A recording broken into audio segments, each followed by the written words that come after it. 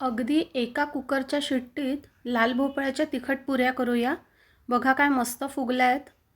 खूप सुंदर दिसत आहेत आणि फार पटकन होतात. कमी वेळ लागतो. आपल्याला काही तो भोपळा किसायचा नाही आणि वेळ पण घालवायचा नाही. बघा काय मस्त आतमधनं एकदम पापुद्रा सुटला आहे. चला तर मग मस्त खुसखुशीत लाल भोपळ्याच्या तिखट पुऱ्या करूया. त्याआधी तुमच्या सगळ्यांचं माझ्या चॅनलमध्ये फ्लेवर टेल्स विथ सुखदामध्ये खूप खूप स्वागत करते. लगेच रेसिपीकडे वळूया. लाल भोपळ्याच्या तिखट पुऱ्या करण्याकरिता आपल्याला लाल भोपळा जो घ्यायचा आहे तो हिरव्या पाठीचा घ्यायचा. तुमच्या भागात जोही लाल भोपळा मिळत असेल तो तुम्ही वापरू शकता, काहीच प्रॉब्लेम नाही. आता आपल्याला या भोपळ्याला काही किसत वगैरे बसायचं नाही आहे. आधी आपण ती फोड मोठ्या आकारात चिरून घेऊ आणि स्वच्छ धुवून एका कुकरमध्ये घालून घेऊ. कुकरमध्ये खाली रिंग घालायची, 1 इंचभर पाणी घालायचं, त्यात एखादं भांडं ठेवा. त्या भांड्यात लाल भोपळ्याच्या फोडी घालून त्यावर एक झाकण ठेवा, म्हणजे त्यात पाणी जाणार नाही. आणि बस कुकरचं झाकण लावून 2 ते 3 शिट्ट्या करून घ्यायच्या.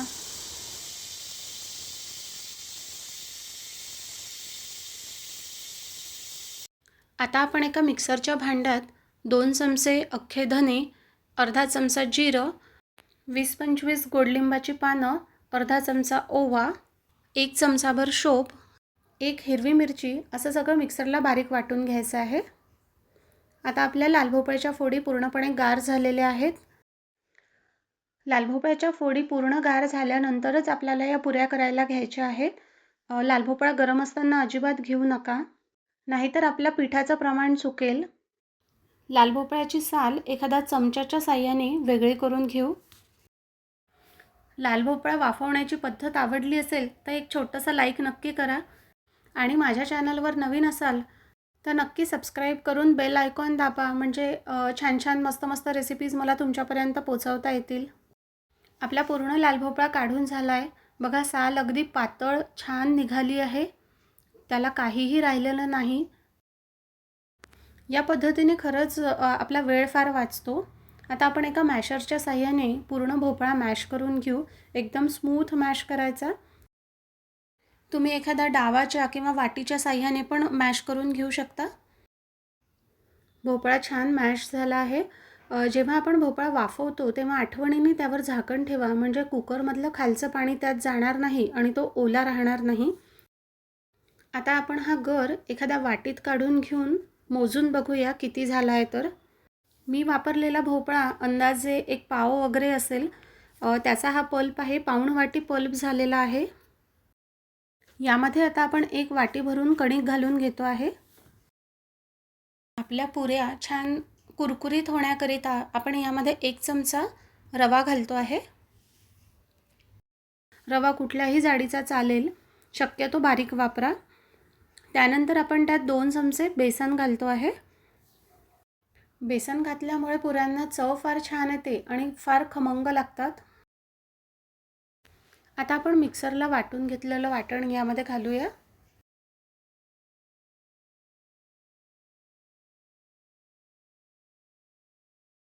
चवीप्रमाणे मीठ घालून सगळं व्यवस्थित एकत्र करून घेऊ, म्हणजे मीठ सगळीकडे पसरेल.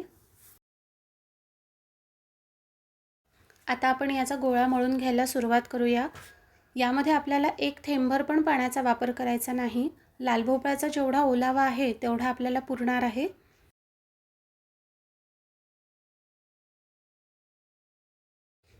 तुम्हाला जर गोळा सैल वाटत असेल तर तुम्ही थोडीशी कणिक वापरू शकता. गोळा आपण छान व्यवस्थित होईपर्यंत मळून घेऊया.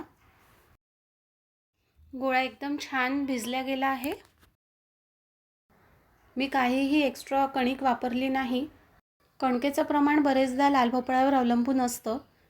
तुम्हाला गरज वाटल्यास तुम्ही कणिक वाढवू शकता, काहीच प्रॉब्लेम नाही. आता आपण गोळ्यावर 2 चमचे तेल घालून परत थोडंसं मळून घेऊया. बरं, आपल्याला हा गोळा घट्ट भिजवायचा आहे. गोळा जर हलकासा सैल राहिल्यास आपल्या पुऱ्या थोड्या चिवट होण्याची शक्यता असते, त्यामुळे एकदम घट्ट असा भिजवा.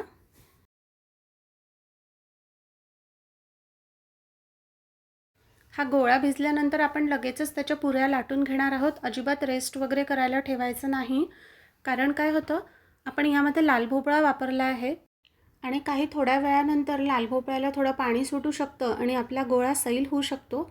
त्यामुळे अजिबात रेस्ट वगैरे करायला ठेवू नका, लगेचच आपण करायला घेऊया. तुम्हाला आवडतील त्या आकाराचे छोटे छोटे आकारात गोळे तयार करून घ्या आणि पुऱ्या लाटायला घ्या. असं केलं की एकदम सोपं होतं, म्हणजे आपल्याला तळायला पण पटापट तळता येतात.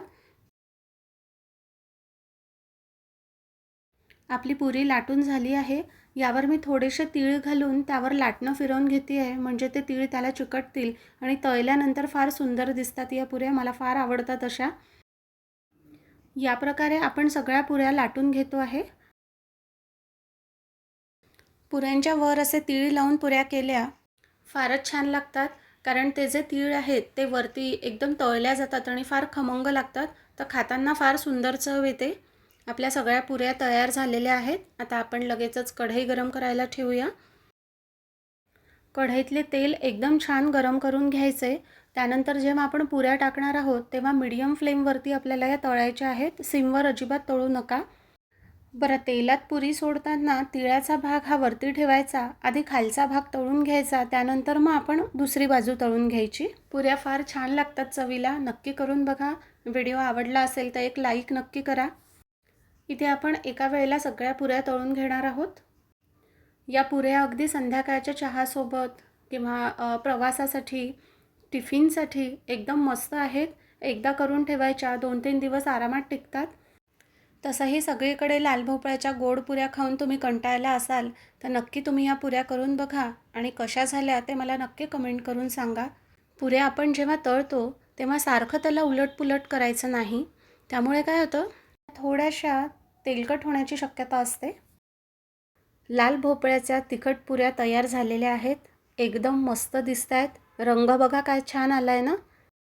चला तर मग मस्त मस्त रेसिपीजसाठी फ्लेवर टेल्स विथ सुखदाला नक्की सबस्क्राईब करा.